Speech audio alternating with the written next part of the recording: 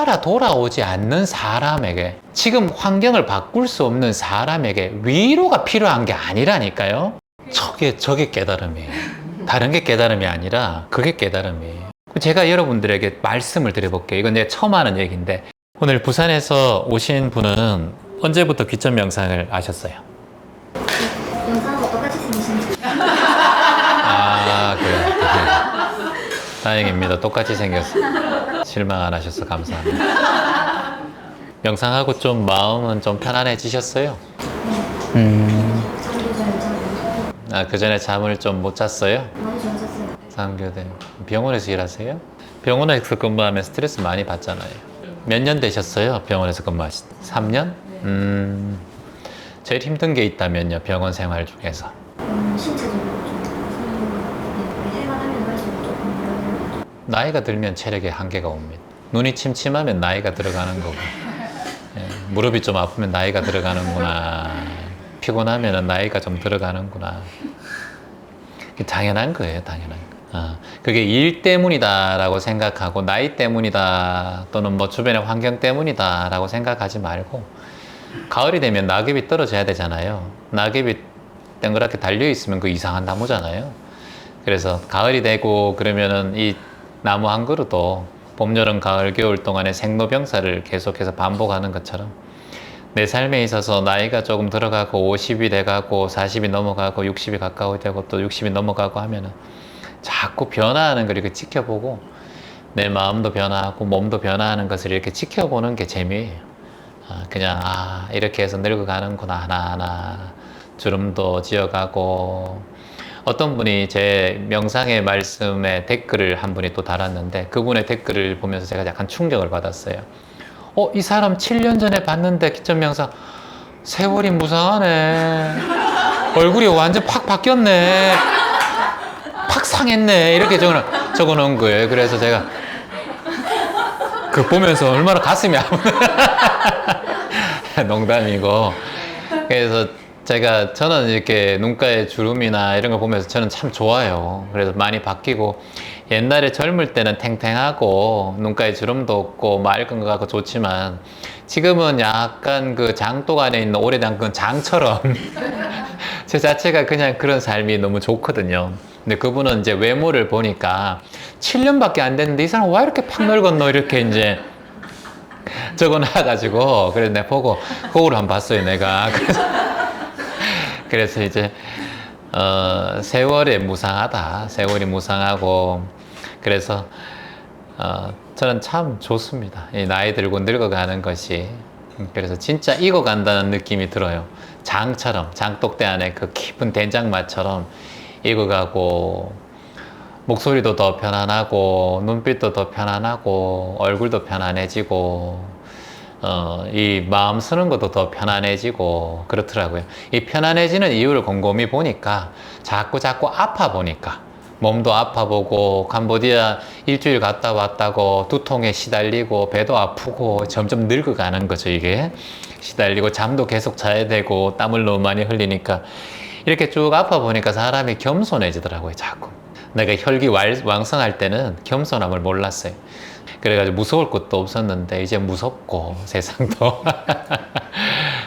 그래서 그냥 이게 자꾸 이제 많은 사람들을 대하다 보니까, 이 세상이 정말 이거는 조심해야 되는구나. 이제 나이 드니까 이제 그걸 깨닫게 되더라고요.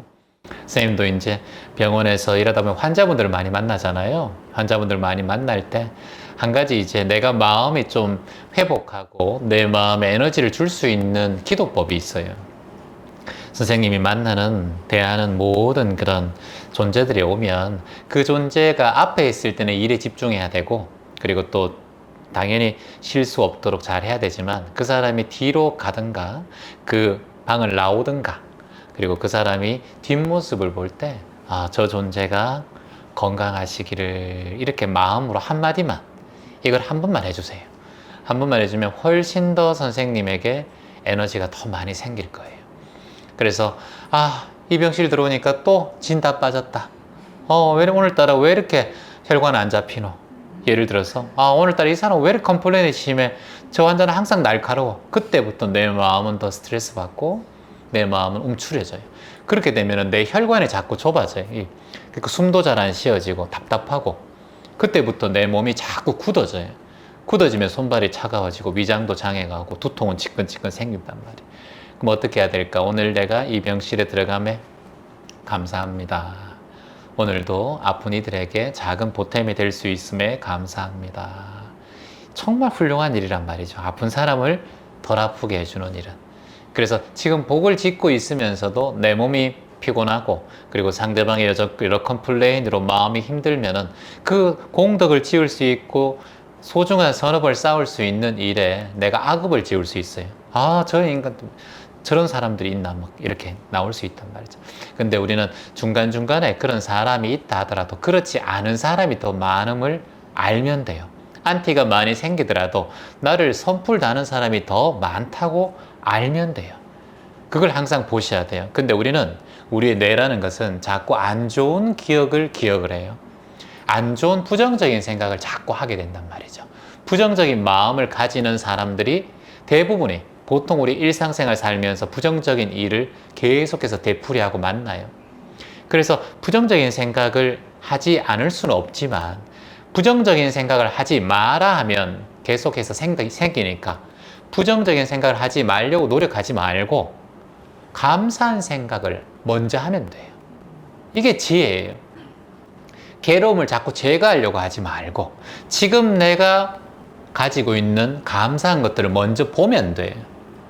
내 배우자의 흠을 따지지 말고 내 배우자의 장점도 보면 돼요. 내 자식의 공부 못하고 인사성 없고 말 잘 안 듣고 게임만 하는 것만 보는 게 아니라 이 아이가 학교 갔다가 되돌아오고 집에까지 되돌아오고 밥 먹어주고 아프지 않고 학교 잘 다녀주는 것만 해도 감사한 걸 보면 된다는 거예요. 내가 지금 마음이 아파서 얼마 전에도 제주센터에 오신 분이 40대 초반인데 남편분이 3년 동안 암 수발을 하다가 남편분이 떠나셨어요. 떠나고 내 마음이 너무 힘들어서 채환님 명상을 친구가 끊어준 거예요. 그래서 1박 2일 저랑 같이 함께 했어요. 그분이 얘기한 거 뭐냐, 3년 동안 열심히 하면서 모든 일, 집안일을 자기만 하고 모든 제도적인 거, 경제적인 걸 다 남편이 다 관리를 했단 말이죠. 그러니까 딱 죽고 나니까 이 모든 게 짐처럼 다가온 거예요. 막막한 거예요. 그 살 수가 없었다는 거예요. 그래서 막 울고 있으니까 친구가 귀점 명상 선생님 한번 만나봐라 그래서 티켓팅을 해줘서 왔어요. 와서 이제 1박 2일 동안 처음에 망설였어요. 제가 누군지도 모르고 온 거니까 똥싼 바지 입고 이렇게 앉아 있으니까 이상하게 이렇게 처음 바라보다가 1박 2일 때 마지막에 저한테 하시는 말씀이 여기를 안 왔으면 어떡할 뻔했냐고 정말 너무 잘 왔다고 그렇게 얘기를 하셨어요. 그래서 중요한 것은 뭐냐면은 그분이 이렇게 저랑 수업할 때 남편 생각이 하나도 안 났다는 거예요. 근데 집에 있으면은 그 생각이 올라오고 혼자 있으면 생각이 나는 거예요. 그래서 남편을 잊으려고 하지 말고 다른 일들을 해보라는 거예요. 자꾸 그걸 잊으려고 하면 남편 잊어라 이렇게 하니까 더 힘든 거예요. 다른 일을 하고 다른 일을 하면은 1박 2일 동안 아무 생각 나지 않았지 않느냐. 그게 당신의 지금 생각과 마음이다. 2년 후에 남편을 잊어버리나 지금 100일도 안 된 상태에서 잊어버리나 그건 별 차이 없다라는 거예요. 지금 남편이 당신이 방긋방긋 웃으면서 잘 살아가기를 원하지 않겠느냐라는 거예요. 지금 우울하게 있는 걸 원하겠느냐. 망자의 입장을 먼저 지켜보라는 거예요.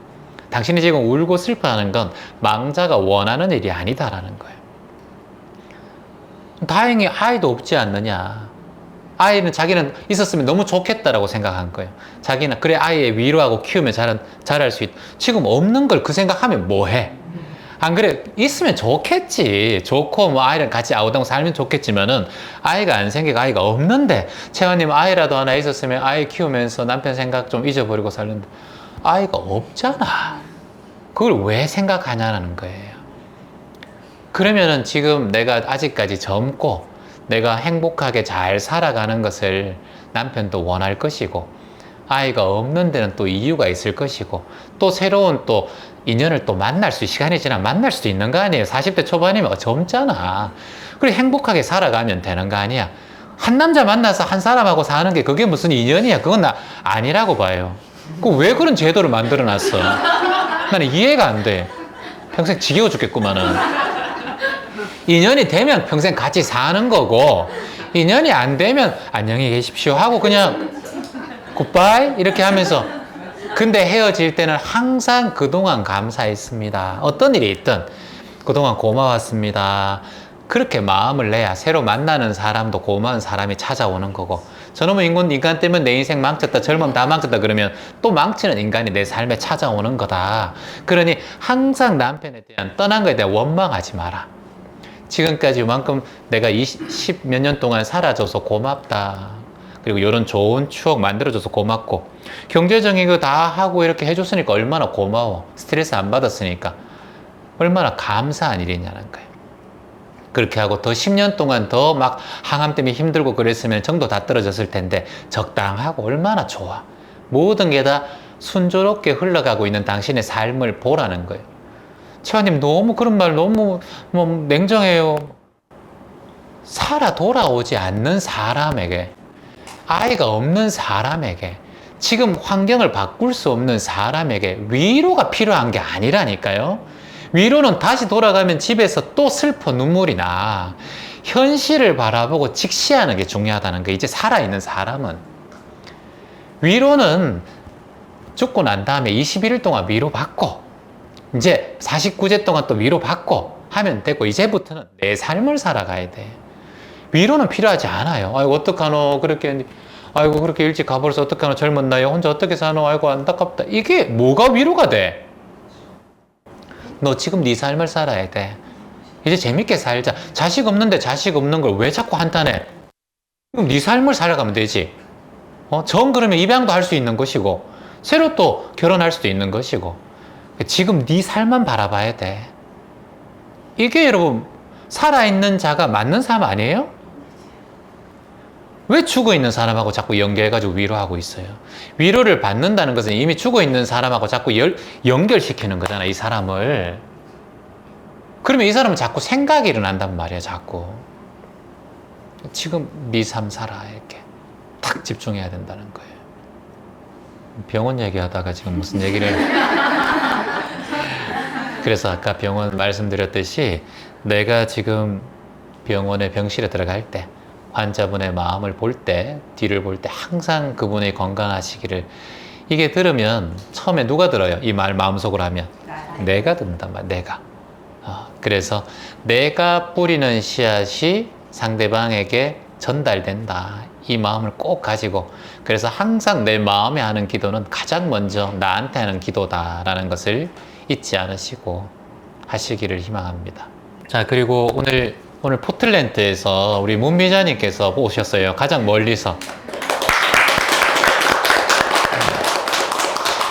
오래간만에 가장 멀리서 오신 분에게 선물 드리잖아요, 수인님. 그렇죠. 준비, 예. 오랜만에 이렇게. 안 되겠네. 어떡하지?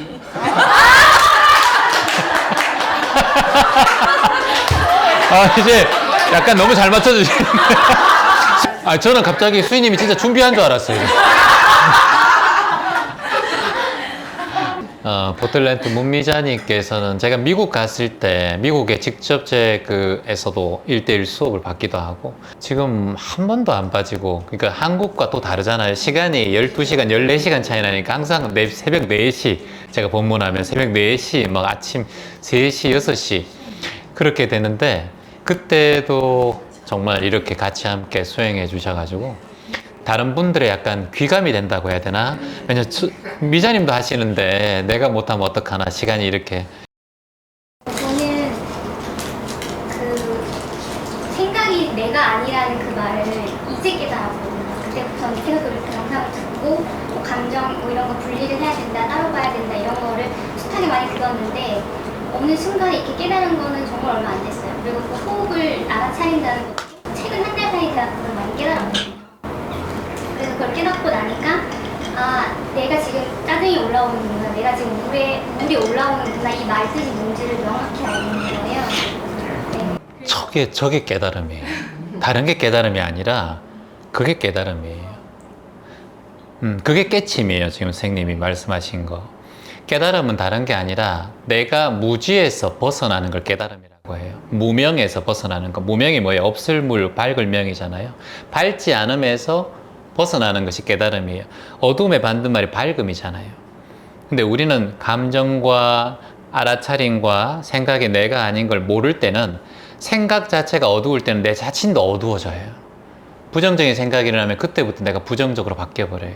그럼 한 생각 때문에, 일념 때문에 일심, 마음의 하나가 모두 다 어두워진다는 거예요. 그래서 항상 어두워지고, 그리고 이걸 무명이라고 해요. 어리석음이라고 해요. 근데 그것을 보면, 생각이 내가 아니라는 걸 보면, 그제서야 밝음이 보여요. 왜냐하면 그건 스쳐 지나가는 구름이니까. 구름은 머물지 않거든요. 바람에 따라서 흘러가 버리거든요. 바람이 뭐예요? 호흡이란 말이에요. 호흡을 알아차린다는 걸 처음 알았다 그랬잖아요. 바로 그거예요. 호흡을 알아차리면 이 고민과 구름이 흘러간다는 것도 나중에 알게 돼요. 뭐로? 호흡으로. 채아님, 생각이 내가 아니고 감정이 내가 아니다. 그거 못 믿겠어요. 그걸 어떻게 설명을 해요? 그렇게 묻는 사람들이 되게 많아요. 제가 여러분들에게 말씀을 드려볼게요. 이건 내가 처음 하는 얘기인데, 여러분 집이, 냉장고가 집인가요? 세탁기가 집이에요? 여러분 장롱이 집이에요? 근데 그것은 어디에 있어요? 집에 있어요. 여러분 몸이라는 거, 나라는 거, 그러니까 생각이 나라면 장기가 나야 되고, 여러분의 기관지도 나야 되고, 하나의 몸을 구성하고 있는 감정, 느낌, 심장, 폐, 위장, 느낌, 생각이란 말이에요. 이해돼요? 몸은 이걸 전체를 다 가졌을 때 이걸 몸이라고 하는 건 나라고 하는 거예요. 그런데 우리는 한 생각을 나라고 해요. 그러면서 심장이 나라고 생각하는 건 없어요. 그냥 기관이라 생각하고. 손가락도 손도 나의 한 일부분일 뿐이에요. 손이 없다고 내가 사라지나요? 그럼 심장을 이식한다면 내가 다른 사람이 돼버리나요? 아니잖아요. 심장 이식할 수 있죠. 장기도 이식할 수 있죠. 그럼 장기가 나라고 생각하면은 그 사람의, 다른 사람의 장기를 내가 가졌을 때 내가 그 장기의 사람이 돼버립니까? 우리의 구성 요소, 우리의 몸 자체가 전체를 포함한 생각과 몸, 그리고 에너지, 이걸 우리가 정기신이라고 해요. 정신과 그리고 몸과 에너지가 모두 합쳐진 걸 우리가 나라고 해요. 여기 정신이 없으면 내가 혼이 나간 거예요. 내가 없는 거예요. 그래서 무의식 상태 또는 뇌사 상태, 몸만 살아있는 거예요. 근데 이게 전부 다 세 개가 딱 톱니바퀴처럼 맞추어졌을 때 이게 나가 탄생하는 거예요. 근데 우리는 생각 하나에 나라고 생각해요. 그거는 반드시 바뀐단 말이에요. 여러분의 심장은 잘 바뀌지 않지만 생각은 수시로 바뀌잖아요. 여러분의 손은 잘 바뀌지 않지만 조금씩 늙어가지만 생각은 매 순간 바뀌잖아요. 손도 나라고 할 수 없는데 이 생각을 나라고 하니 고통스러운 거예요. 이해돼요? 집은 집안에 모든 내용들이 들어가 있잖아요. 세탁기를 보면서 집이라고 할 수 없단 말이죠. 내 집에 포함되는 하나의 부속물이다. 여러분의 생각과 느낌, 감정도 하나의 부속물이에요. 여러분이 지금 시원하지만 바깥에 나가면 땀을 흘리는 거예요. 땀도 내 몸의 부속물일 뿐이에요. 땀이 내가 아니란 말이에요. 더위를 느끼는 감정도 여기는 시원하단 말이죠. 어떤 사람은 시원하게 느낄 수도 있고 어떤 사람은 덥게 느낄 수도 있어요. 다 느낌과 피부에 느껴지는 감정과 느낌이란 말이에요. 이건 변한다고요. 나이가 들면 더위를 더 탈 수도 있고 갱년기가 되면 더위를 더 탈 수도 있고, 그래서 항상 변화한다. 그러니까 느낌과 감정은 내가 아니고 매 순간마다 변화하는 것이다. 그렇게 생각하면 지금 울분이 올라오고 괴로움이 올라와도 이걸 변화하는 걸 알 수 있어요. 그게 알아차림이고 그게 깨달음이에요. 이걸 변화하는 걸 알고 이것이 어두운 것이 밝아지는 걸 알고 또 밝아지는 것이 어두운 것을 아는 것이 지혜란 말이죠. 내 삶에 찾아오는 모든 순간들은 변화한다. 그리고 그게 생각이 내가 아니다. 감정도 내가 아니다. 이 얘기인 거예요. 그게 내가 아니니까 내가 그걸 관찰하면 돼요. 그러면 이 감정이 흩어져요. 희미해진다는 거예요. 근데 내가 싫어 이렇게 되면은 싫어하는 감정과 내가 동일시돼서 여기 희한한 게 자꾸 이렇게 되면 이게 더 붙어요. 이걸 집착이라고 해요. 그래서 우리의 몸은 자꾸 모아요. 몸의 줄임말이 모음의 줄임말이에요. 이 몸이라는 게 모은다라는 줄임말이에요. 집도 집차가 집 모은다는 거예요. 집. 이 모든 게 모이는 거란 말이에요. 그러니까 우리의 하나라는 정체성이 만들어지기에는 정기신, 우리 몸과 생각과 에너지가 모아져서 이루어지는 것이다. 그래서 하나의 감정은 그냥 하나의 감정일 뿐이다. 하나의 생각은 생각뿐이다. 이 전체는 아니다라는 걸 매 순간마다 지켜봐야 돼요. 그러면 밝아져요. 그게 깨달음이에요. 선생님은 이미 거기에 가 있는 거예요. 오래 하셨네. 2017년부터 이렇게 하셨으니까 동생하고 사이만 좀 좋아지면 될 것 같아요. 그래서 그건 어쩔 수 없어요. 붙어 있으면은 부스럼이 아무리 좋은 사랑하는 사람이라도 붙어 있으면은 그리고 가까운 사이면 가까운 사이일수록 부스럼이 더 많이 퍼지게 되어 있으니까 그걸 인정하고 받아들이면 훨씬 더 그 일하는 데도 성장할 수 있을 거예요. 너희가 가족이 화목하고 같이 일하는 사람들이 화목하면은 모든 일들이 순조롭게 바뀝니다. 내가 지금 장사가 좀 안 되고 뭔가 하는 일이 좀 안 되고 일이 좀 안 되는 것은 가장 근본적인 원인은 내부에 있어요. 여러분의 얼굴색이 갑자기 안 좋으면은 위장에 장애가 있는 거예요. 여러분의 호흡이 조금 안 좋으면은 이 호흡이 제대로 심장에 좀 장애가 있는 거예요. 여러분의 관절이 좀 찌릿찌릿하면은 여기 뼈가 문제가 아니라 여기 혈관이 처음부터 문제인 거예요.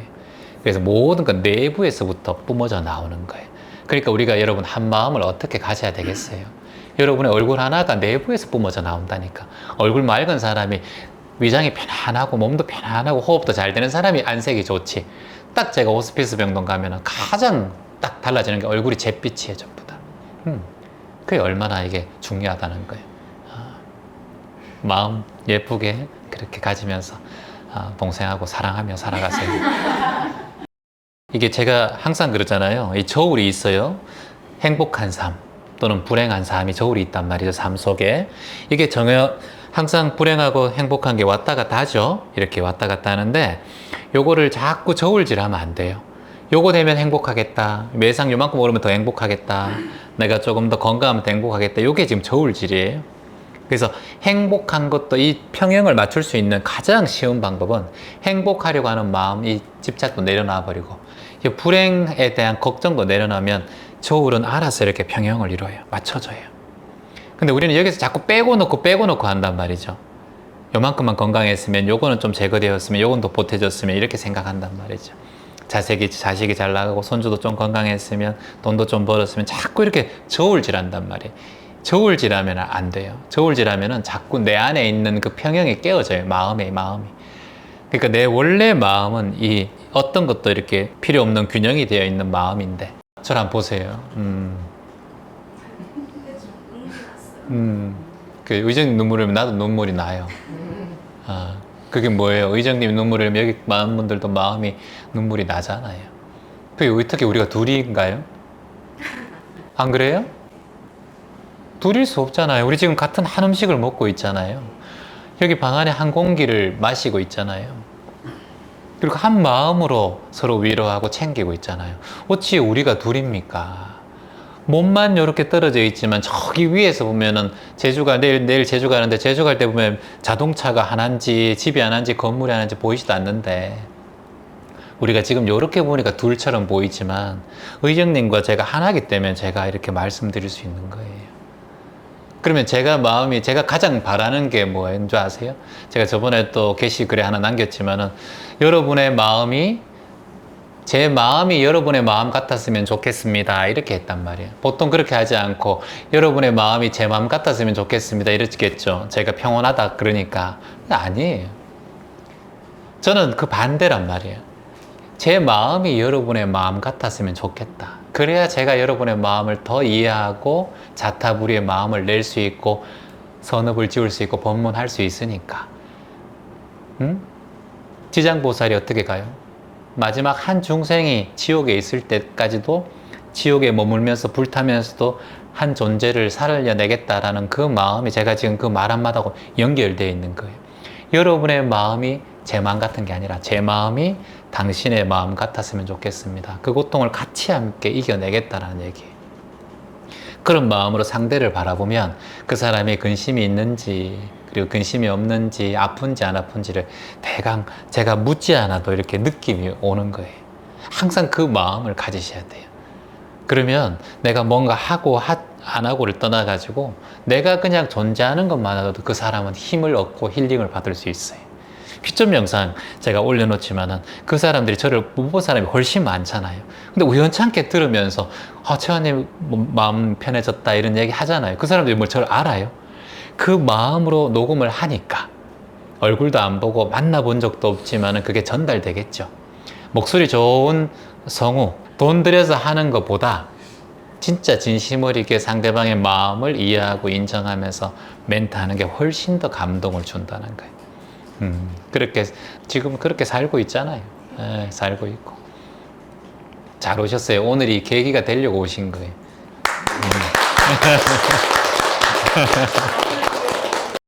이게 지금 중요한 게 명상을 하면은 실천력이 자꾸 생겨요. 그러니까 결정짓는 자신의 삶을 살아가거든요. 그래서 내가 머뭇거리고 내가 망설이던 일들을 명상하는 사람들은 결정을 해요. 실천을 해요. 왜냐하면 여러분에게 제가 항상 말씀드리는 거잖아요. 실천해야 된다. 경험해야 된다. 책 속에는 길이 없다. 책 속에는 지도만 있다. 책 그만 보고 경험하고 실천하라. 근데 그게 명상하면은 그렇게 돼요. 본인이 지금 사람들을 많이 만나는 영업직인데 마음이 불안하고 자꾸 움직이고 숭하고 만만해 보인다라는 생각보다 나는 사람들에게 친절하다. 그리고 사람들을 배려한다. 그런 사람이지 만만해 보이는 거 아니에요. 그래, 본인이 만만해 보인다라는 자격지심이 있기 때문에 그런 거고, 제가 볼 때는 한 사람 한 사람 배려하고 친절하고 훨씬 더 보기 좋아요. 여기 와가지고 만화 안 보자 이렇게 채원 만화 안 보자 이렇게 보면 저도 말도 안 나 떨려가지고 지금 이렇게 다소곳하게 이렇게 계시니까 저도 편하게 말하지.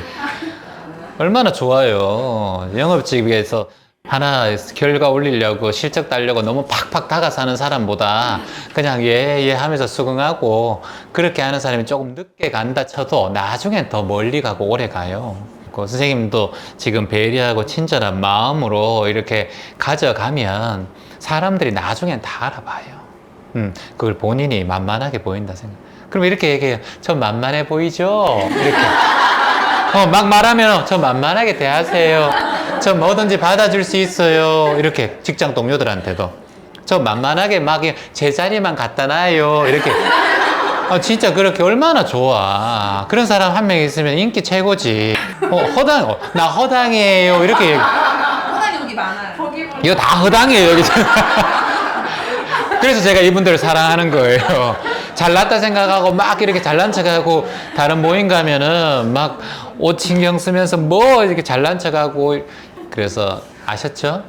나는 허당이에요. 나는 만만한 사람이에요. 저 편하게 대해도 돼요. 이렇게. 그렇게 그 컨셉으로 가세요, 삶을. 얼마나 좋아요. 아니, 그런 사람한테 하나 더 도와주고 싶고, 하나 더 얘기하고 싶지. 그런 일은 사회생활, 특히 영업직 하면은 다반사로 일어나는 일들이에요. 선생님만 일어나는 게 아니라. 저도 똑같은데요, 뭐. 예, 똑같아. 인생사가 그렇게, 제가 그랬잖아요. 선생님이 지금 그렇게 되는 거는 선생님의 위치가 점점 더 올라갈 때마다 더 많아진다고, 그런 일들은. 그래서 일어나는 당연한 일이다. 공기에 먼지가 없을 수 없듯이, 물속에 불순물이 없을 수 없듯이, 수박에 씨가 없을 수가 없단 말이죠, 이게. 걸러내서 먹는 수밖에 없어요, 불편하더라도. 그래서 나에게 오는 이 모든 일들은 그러려니 하고 받아들여야 돼요. 그것은 내가 뭔가를 자꾸 바꾸려고 하면은 선생님은 너무 힘들죠. 그러니까 선생님이 이렇게 힘들면 가장 먼저 건강이 안 좋아진다고. 그러니까 쓰러진다고. 그리고 쓰러지면 어떻게 돼? 회사고 돈이고 아무 필요 없잖아. 돈 번 거 그건 다 병원비로 다 들어간다고. 그러니까 그런 일들을 어리석은 일이라고 해요.